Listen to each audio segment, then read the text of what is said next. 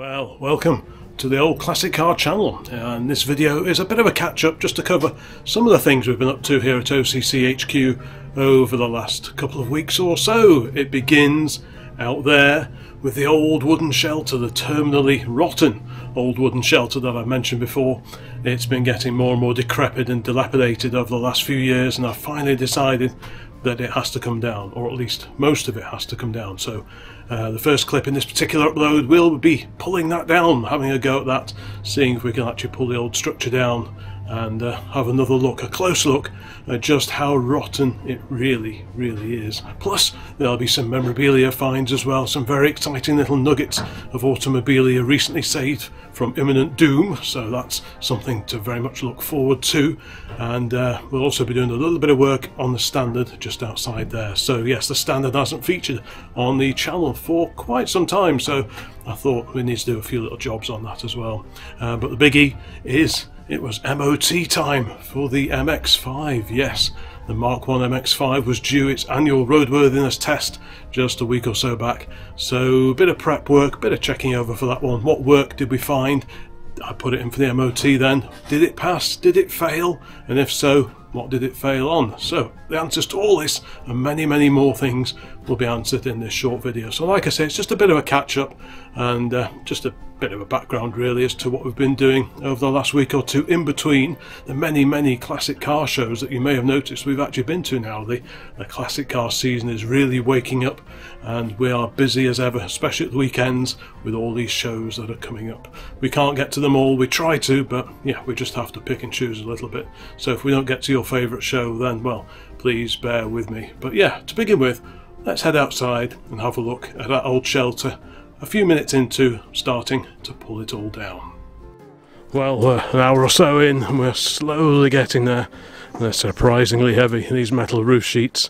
I've forgotten, it's a shuttlecock. I've forgotten just how heavy these are. Oh, hello. That's the youthful assistant earning his keep. We'll have to feed him this week. You want to be fed this week? I deserve it. Yes, yeah, I mean, very helpful today, but yeah, it's all a bit, yeah, past its best. Right, cheeky little whelk. So we'll have to tidy up a little bit in here. There's an old comma grill here. This was a bit of wall art, and as the roofing gradually disappears, so we lose dry storage. That's not really a good thing, but it's just a means to. Do you mind? It's just a means.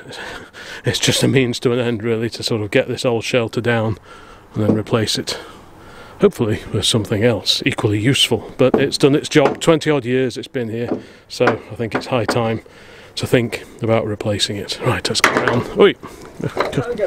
Yeah, okay. I think this is the hammer's final day as well. Dear, oh dear. Sad end to a mighty hammer. In case I had any doubts about whether this was a good idea. Literally, you can pull this out. It's pretty far gone. So, yeah.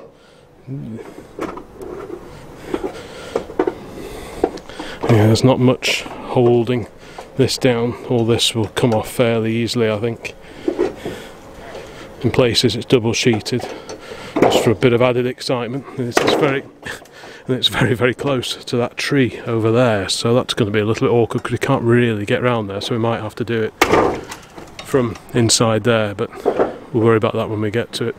There's still a fair way to go. We may end up angle grinding off the heads of these special nails, but we'll see how we get on with this method.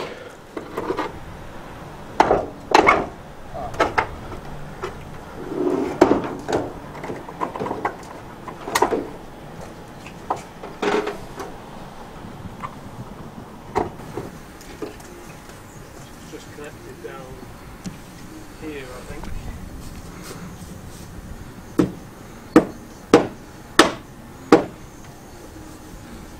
Have to just separate down here where the fence panel's bolted on it.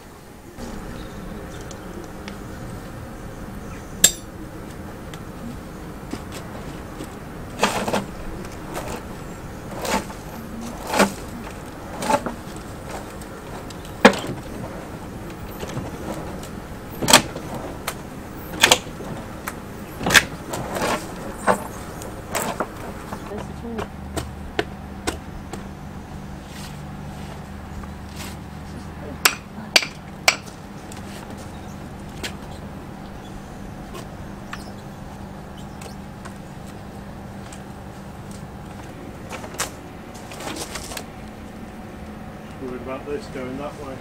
Yeah.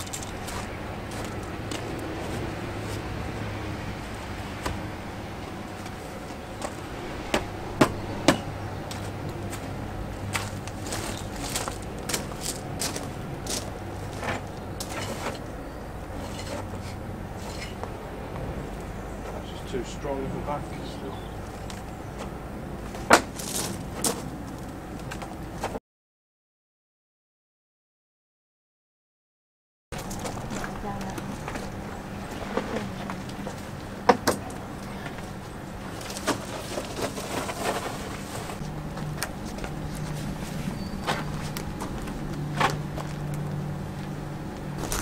Well, it's fairly controlled dismemberment. So this bit's on the floor now, and a lot of nailed together pieces over here, so if we gently prise those out one by one, hopefully they'll come apart alright.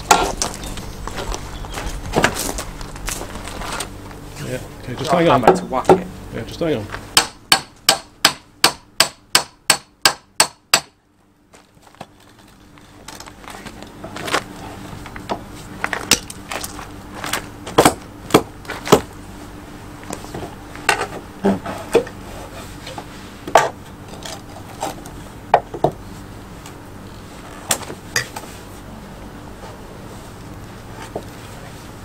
Well, that's one afternoon very well spent. We've only pulled down part of the structure, but it's a beginnings.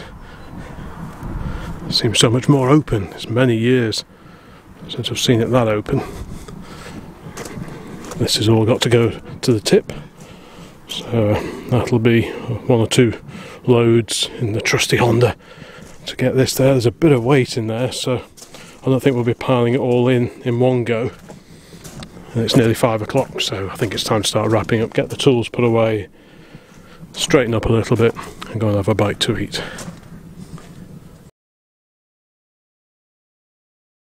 Okay, well, it's another day and another task in hand. It was tipping it down just an hour or two ago, and now look at it. How beautiful is that? And talking of weather, today's little task has been rotating around windscreen wipers, as I will now explain. Both wipers on the MX-5 were looking a little past their best, so I managed to find some in stock to replace those. These are brand new. I had them in a box. They've been sat there for a little while, but fortunately they're in the dark and they haven't deteriorated. With the car sitting outside at the moment, wipers can deteriorate, and that, the UV light, and also when it freezes and etc., rains and so on, they can sort of deteriorate after a little while. So they needed doing, so I replaced those today, and also these two on the old Honda estate. This one in particular was in pretty poor state, and now they are both replaced with new, different sizes as well, which I'd forgotten about. So this one, I can't remember how long they are, but this one on the passenger side is significantly shorter than that one, but that's all done and they're all good, so they're good to go.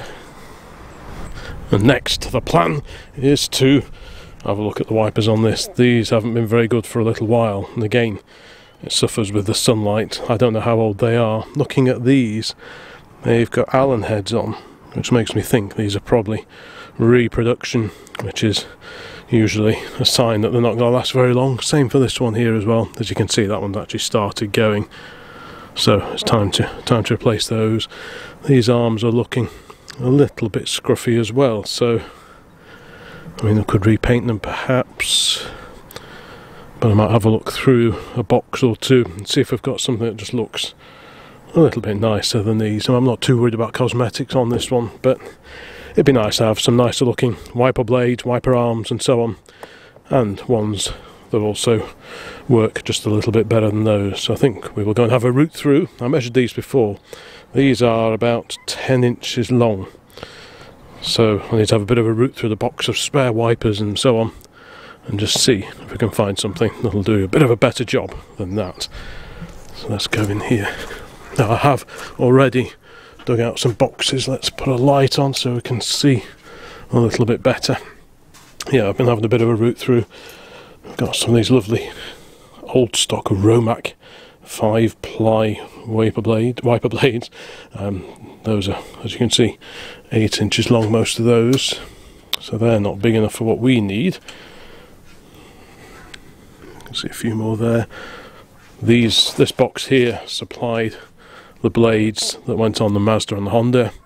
I didn't find anything of any use in here, although there are lots of nice wiper blades in here, the old stainless ones, and in here are some earlier ones, this kind of thing, which are quite nice. So I think we will have a ferret through here. Now, I did have a look in here before, and I found these, which I don't recognise the box. Made in Belgium, apparently, but these do measure 10 inches, so if I can find some suitable arms that fit these, then maybe these could go on, because the rubber looks to be in good condition. They've been in the box, so they haven't suffered with any UV light or anything like that. I'm hoping there's a pair in there. Yeah, so I've got a matching pair of those, I think. Oh, no, are they? Different fittings. Joy of joy. Hang on, what's that? What's that? Ah, there we go. Yes, right, that was a red herring, that one, with that fitting on. So we'll pop that to one side, because we might not need that one. But here we have two that look pretty much the same to me. Yeah, EX. I thought they may have said Tex on them. That was one of the brands, the popular brands of wiper blades back in the day, but I think they would do. Let's go and have a look. Would they look in keeping? If I can find suitable arms. Yeah, I think they would look the part on there, wouldn't they? Nicely. Yeah, they would look good, as long as I can find suitable arms to fit in there.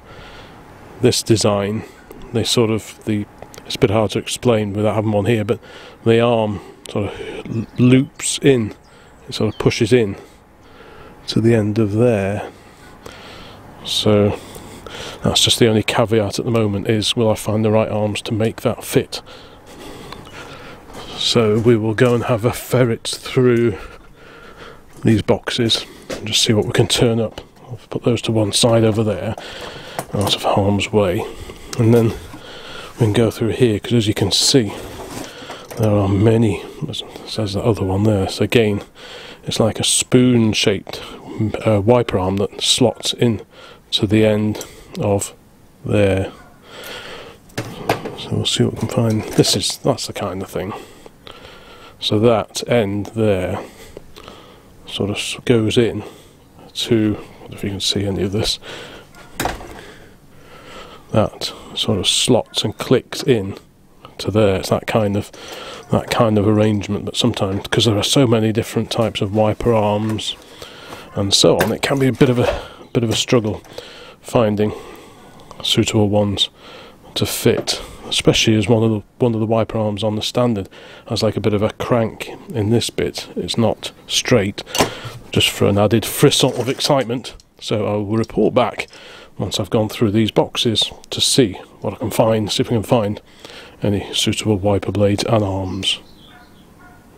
So I think the first thing I'll do is slacken off these nuts here, and then we can pull these off the splines, and at least if I've got these on the bench, I can tell without having to walk backwards and forwards what it is I'm looking for. So I'm guessing that's probably 1/2 inch or 1/4 inch width perhaps on a car of this age, but I'm sure there will be a spanner that fits that.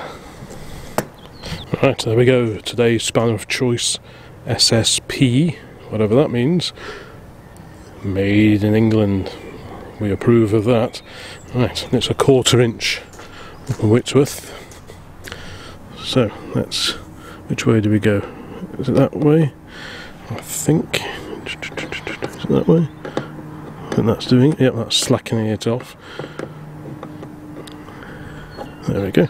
And that just pulls off. It's not actually on. Sometimes it's like a splined fitting. This is just a plain fitting, and this contracts onto it as you tighten that nut up. So there we go. So we can take that off there and do the same over here. get that off, which... right, hang on, I'll just put the camera down. Let's have a go. Right, there we go.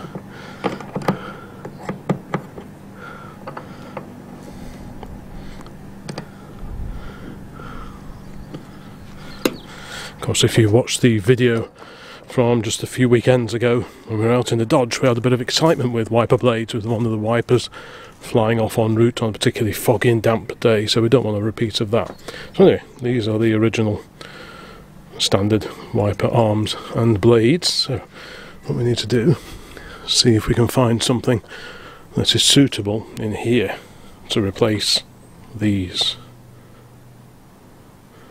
If necessary, I'll reuse the arms, or I could even give them a lick of paint. But if I can find some nice stainless ones, you know, this sort of thing, these always look a little bit nicer than these fairly horrible looking things. Right, I'll report back once I've been through this box.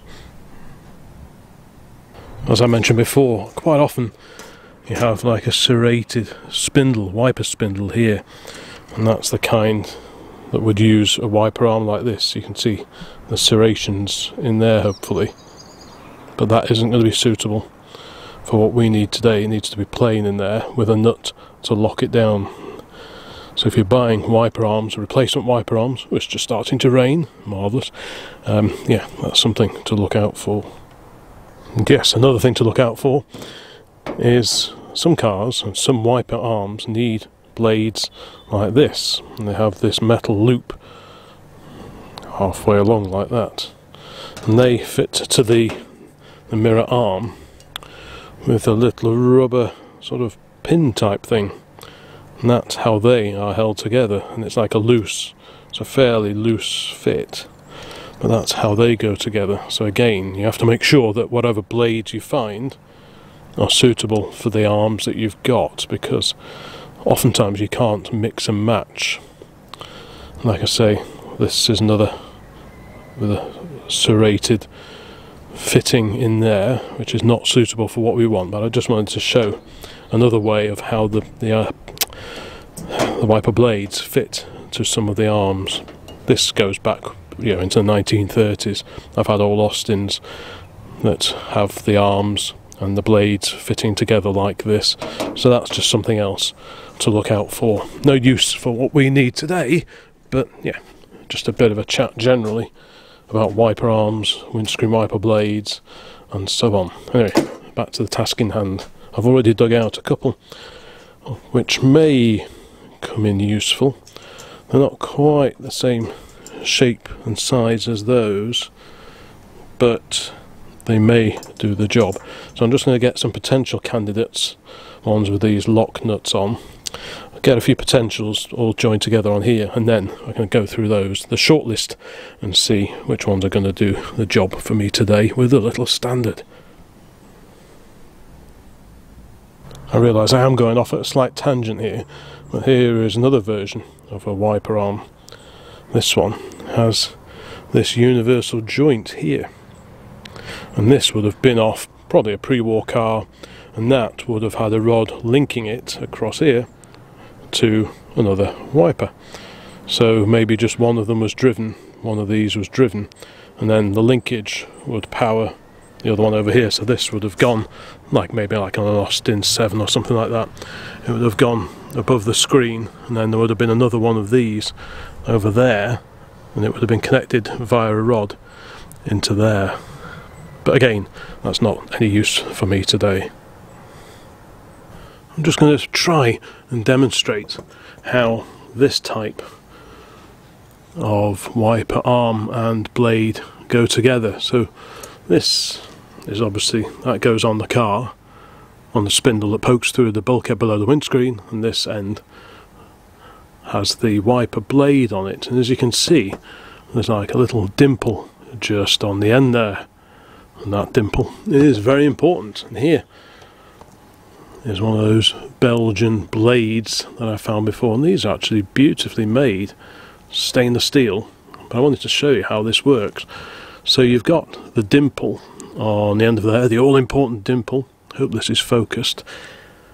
and you've got this here. Now if I just point to that little circular bit in the groove, in the slot there, this is spring loaded, that is spring loaded, that goes up and down there.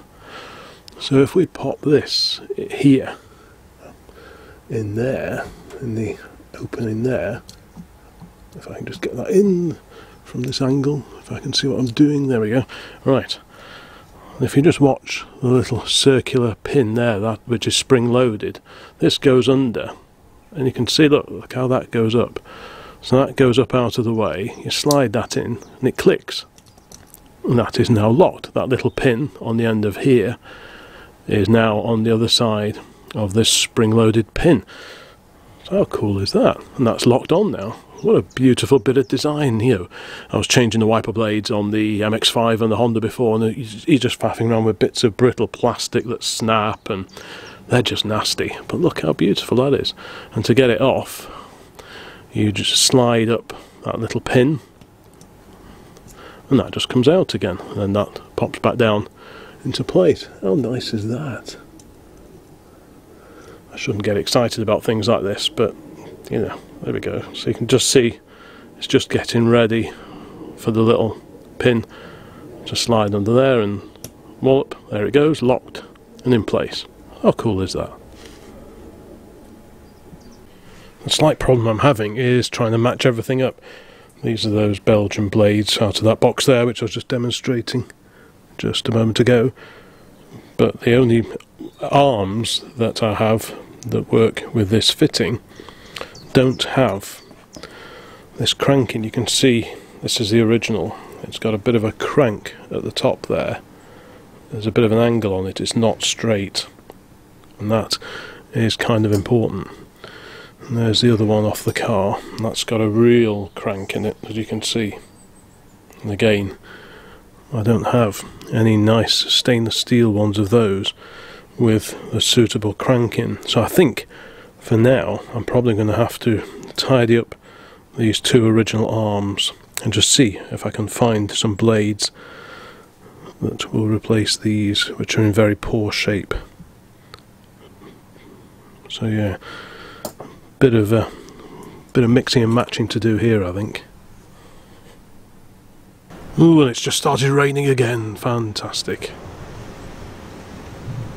Oh, I've been joined by the youthful assistant, so I've been through all these boxes, and the only ones I've been able to find with the correct fitting at the spindle end don't have the right angle. That one's close, but I have a feeling I'm going to end up reusing these slightly tatty but original arms, which is a bit of a shame. I would have liked to have something nice and shiny like that on it, but if it's not meant to be, it's not meant to be.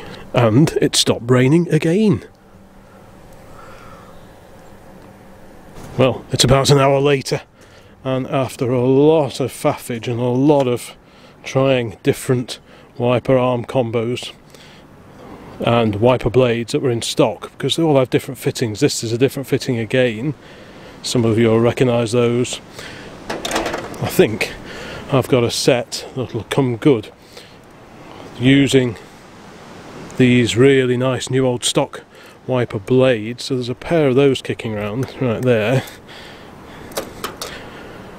This arm here, which fits on there okay, I had to bend. This was cranked, where are we? There we go. This was cranked that way, which was no good for putting the blade on, because it would have been like that.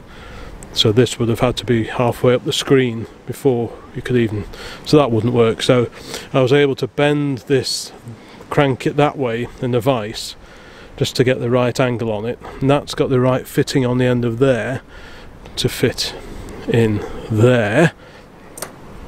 And I really wanted a matched pair of arms. I've got another one here which I found, which is a match for that same style, and that one will go over there, and I've just bent the end of that just ever so slightly just to improve matters. So that'll go on there, that'll tighten up on the spindle, and that one will go on there, and these will go on on the end of there. So I think that will kind of work. So what I'm going to do now is just give these a bit of a clean up, a bit of a polish up, just spruce them up. This one, I think they're both second hand. This one will clean up better than that one, but with a bit of wire wool I think we'll get both of them looking presentable. Unfortunately the rest of the car is far from presentable, so it doesn't really matter, but I would like them to at least be matching. Anyway, I think, alright, now what do I need now? Let me think. Wire wool, yeah. Wire wool, maybe a bit of chrome polish, and we'll just spruce those up a bit. It's amazing how even what you'd think would be the simplest of jobs it can take hours. It's amazing. Jobs that you think will take ages, sometimes you get done in 10 minutes, but jobs that you think will be fairly straightforward, not so much. But I think what slowed me down was the fact that I was trying to do it using parts that were on the shelf already rather than ordering stuff. But the risk is, as you can probably tell, there are so many different ways of fitting wiper blades, wiper arms and so on, that there's no guarantee that parts that look right in photographs are actually going to fit. And of course then we're into the realms of reproduction parts, which I've commented on numerous times before in previous videos, and you'll probably know my thoughts on many reproduction parts. They get you out of trouble sometimes, but more often than not they're not really up to snuff. So wherever possible I try and use old parts like this, because you're not faffing around with bits of plastic and so on. I mean, this, I was able to adapt this, I was able to take this is the tightening sort of lock nut type thing, so I was able to pinch that out of one mirror, put it into this one, bend the end of this a little bit and find a couple of replacement blades which are over there, about to blow off the bonnet of the car. But yeah, at least you can mix and match a little bit with cars of this age, and this is what it was like running these cars back in the 1950s. And I try and do as much as I can in the way that would have been the case when these cars were just second-hand cars in the 50s and the 1960s. Right, so that's quite nicely actually, that one. It may even be new old stock, possibly. It doesn't look particularly dirty. You know, made in England, that's what we like to see. But that's actually pretty clean in there, which makes me think that one at least may be new old stock. There's a little bit of damage on the chrome just there, so it may be like a seconds, and it was possibly removed from a car or just sat on a shelf in a shop because it wasn't quite perfect. But that's pretty good. Now this one is showing its age a lot more, so we're not going to get this looking brilliant, but I'll get it looking in keeping with the rest of the car. That's the main thing. Well, there we go, all cleaned up as best they're going to be, with those lovely new old stock wiper blades on them. It's almost a shame to use them really, but I guess we need to. But yeah, they'll look better I think compared to what was on there before, so let's get those put on.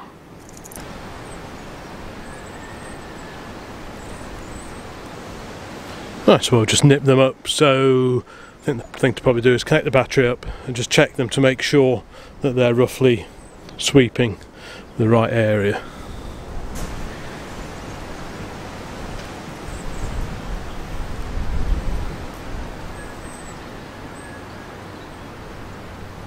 I think one of them still needs a little tightening. Well, a lot of faffing later, it seems that there's something in there. I'm not sure if the camera will pick this up, but there's like a little stud or something just down in the bottom inside there, and that's preventing it from going fully home on the spindle, and that's what's causing it to slip. I tried the original arm back on, that's fine. I've tried all sorts of different locking nuts, you can see 3 of them on the bonnet over there, and it's still not behaving. So I think the only thing I can do in order to get this to go fully home onto the spindle over there is to try and drill out whatever this stud is, or manufacturing imperfection. I'm not quite sure what it is. Hope you can see that. But yeah, that appears to be stopping it going fully home. And that is, I think, what's causing the problem with trying to get it to fit on there. These things are sent to triers, weren't they? I think we'll fire up the pillar drill. This one hasn't seen a bit of action in a while. This was donated to the cause some time ago now. No, it's hardly ever been used since it's been here, but I think this is the ideal opportunity just to see if I can drill out that in there. I made a start on it, so I'll just carry on for a little while longer, and hopefully it'll seat properly, in theory.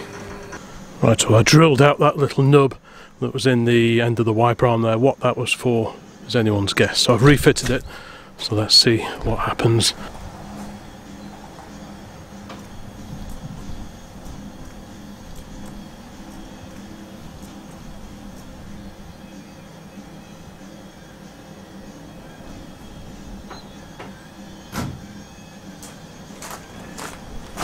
Right, well, that appears to work.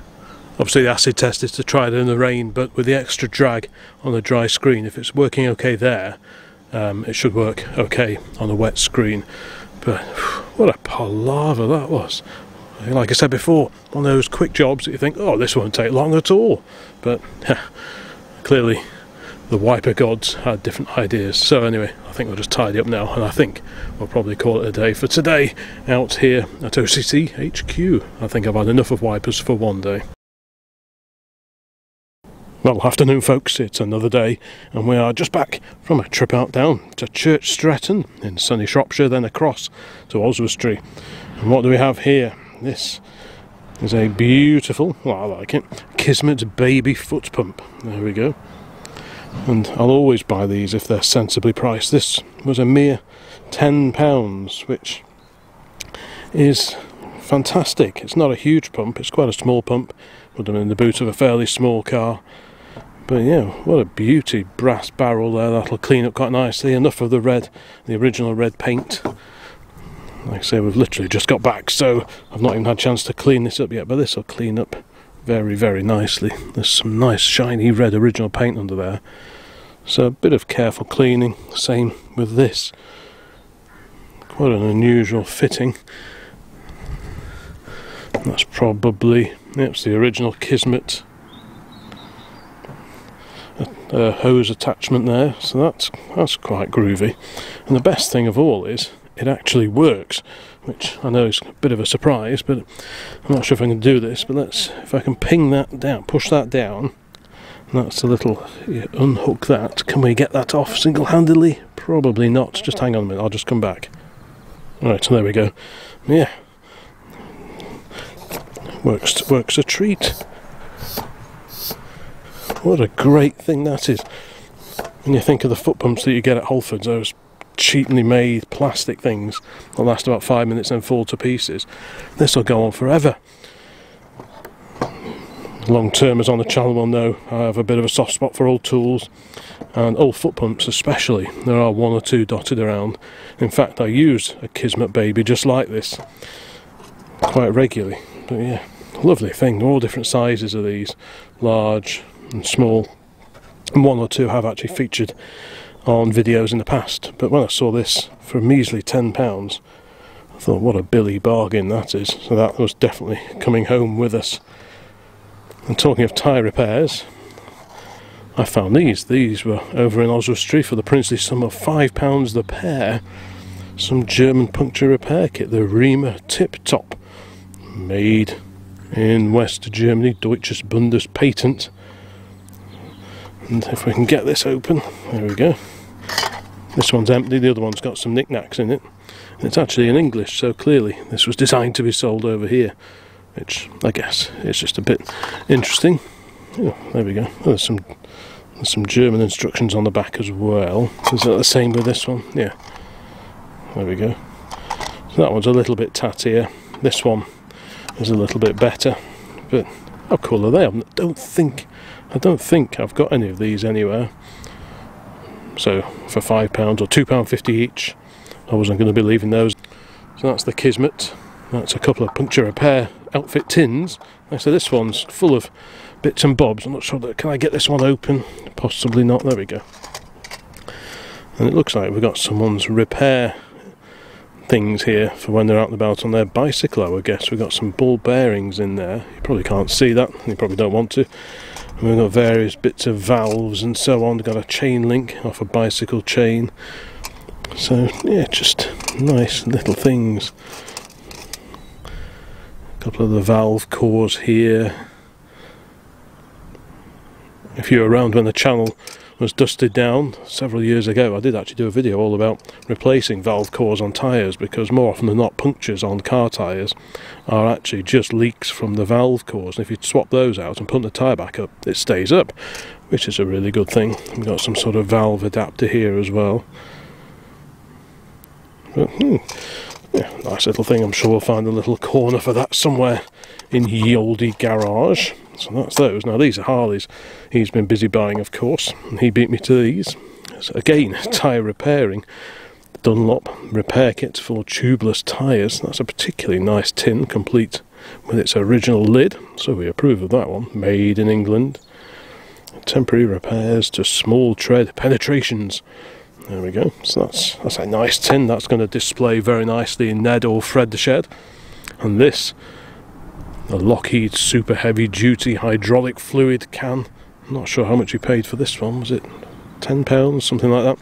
But these are really cool. They just really display on the shelf very, very nicely indeed. There we go. This fluid is injurious to car body paintwork. Yes, if anyone spilt brake fluid on their car paintwork, they'll know what that's all about. But yeah, these are really nice. Used for bleeding. So clearly someone's used this for bleeding their brakes at some point in time in the past. And here we've even got this lovely sort of Lockheed road sign type thing on the side for greatest safety. So yeah, so a couple of nice little additions there for Harley's shed. And 2 or 3 for mine.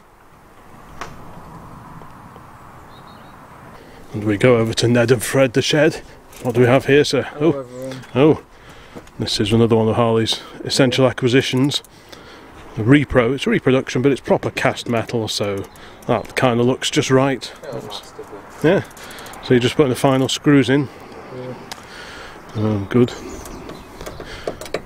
Ooh, what's this? Ratchet screwdriver, no less. Very, very nice. That's very whizzy. That's very smart, isn't it? So you're getting the screw heads nicely lined up. That's good news. Always.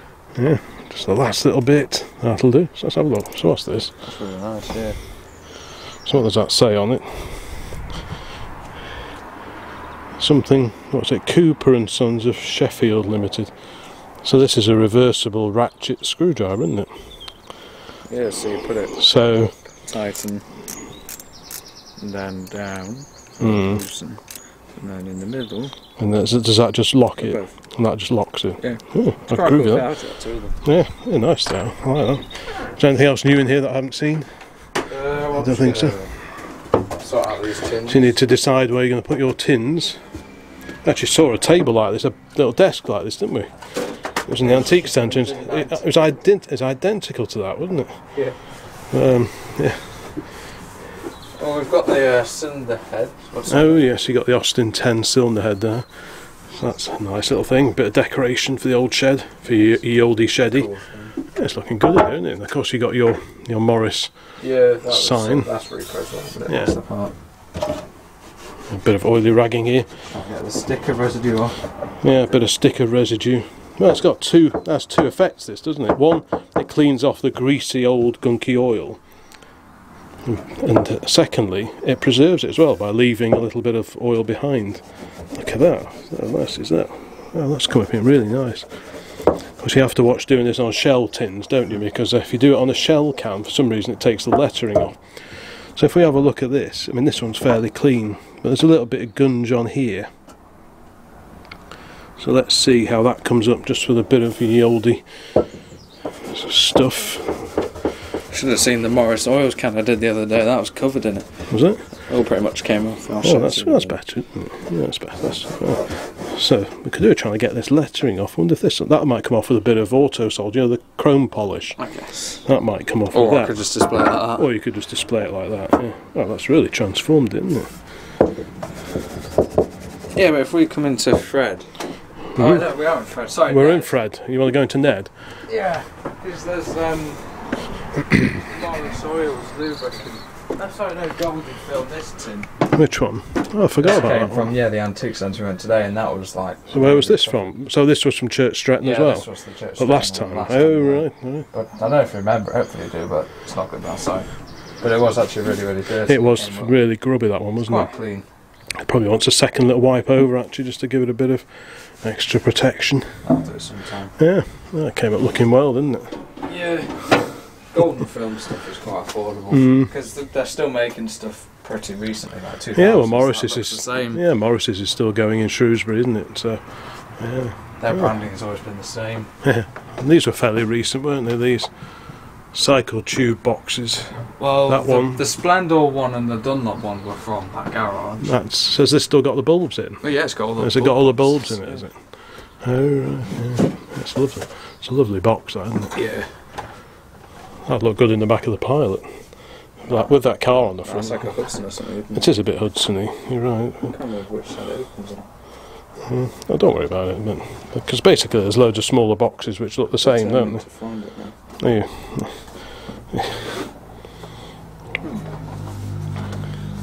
Yeah, not to worry, but yeah, but it's a lovely thing.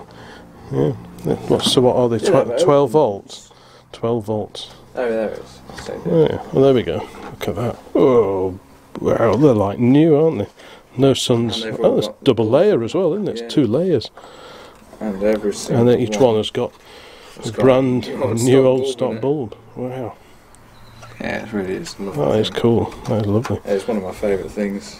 Yeah, they're just absolutely pristine, aren't they? If I just bring them out and just see, yeah.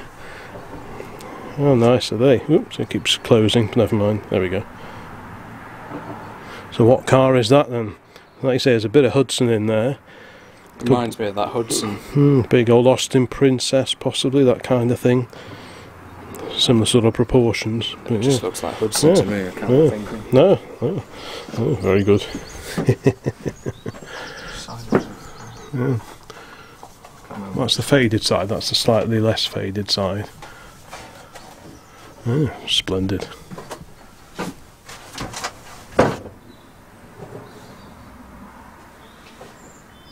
Just been oily ragging up the latest Kismet baby, and I was surprised. I didn't realise there are at least 2 different versions, because if I compare it to this one, it's actually a very different beast. That bit's the same, pretty much, but this is a much heavier construction. Look at the size of the spring, for example, on this one. The piston is a different length, it's a shorter piston on there compared to this one, so it's actually a very different beast. If we just put them alongside each other, you can see just how different they are. So even though they're both Kismet babies, this one, which I already had, which actually has Kismet baby marked on the cylinder there, it stands is a much lower than that one. So who'd have thought that? At least 2 different versions of the Kismet baby have been made. Fascinating stuff, eh? The one that we got just recently even has this lovely little label on the side. So this is clearly an older version of this one. This one is still nice, and this one still works really, really nice. This is the one I already had. But yeah, it's interesting to note just how different the 2 different versions are. Well, I find it interesting. I'm not sure if the world is that fascinated by old foot pumps, but yeah, just interesting. A few little differences there. Totally different frames, cylinders, and so on, with just the foot bit similar.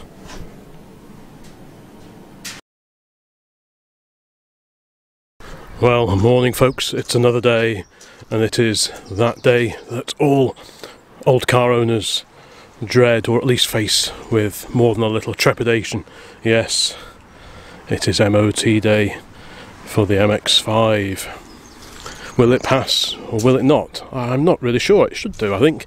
We got tripped up a little bit last year because it hadn't seen much use over the winter, and as a result, I think one of the rear brakes was sticking a little bit, which affected the balance, I think, at the back. So I had to bring it back, whip the wheel off, freed up the brake caliper, as I remember, then took it back, retested, and everything was fine.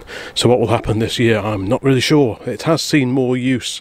I've tried to sort of keep using it on a fairly regular basis, even over the winter, at least sort of once a week, just to sort of keep everything freed up.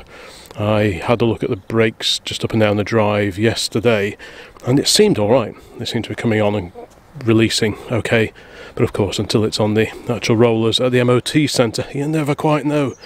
So it's always a bit of a leap into the unknown. Is there any terminal rust? I don't think so. It's usually pretty good underneath, structurally and so on. So I think on the rust side we're usually okay, and that can be the problem for older MX-5s. And bear in mind, next year this car will be 30 years old. I think on that score we'll probably be alright. I can't remember if they test the emissions on a car of this age or whether it's just visual smoke, but either way it should be okay. I think it's really, if it's gonna fall over on something, it'll either be something silly that I've missed, maybe a bulb out or something like that, which I think we're okay on that score. I did the wipers, I changed the wipers only recently. So yeah, it could just be a bit of brake balance. If one brake is sticking a little bit, despite using it a lot more often this time around, then that might just fall over on that, in which case I'll do the same job as I did last year. But I'm kind of hopeful that we'll go through without too much issue. But of course, until you're there, you never really know what's going to happen. Anyway, there we go. Will we get another one of these today? Time will tell. Wouldn't it be nice if it stopped raining just for a few days, maybe even a week, just to let everything dry out a bit? Well, there's no putting it off any longer. That time has come. The time to go and visit the MOT garage.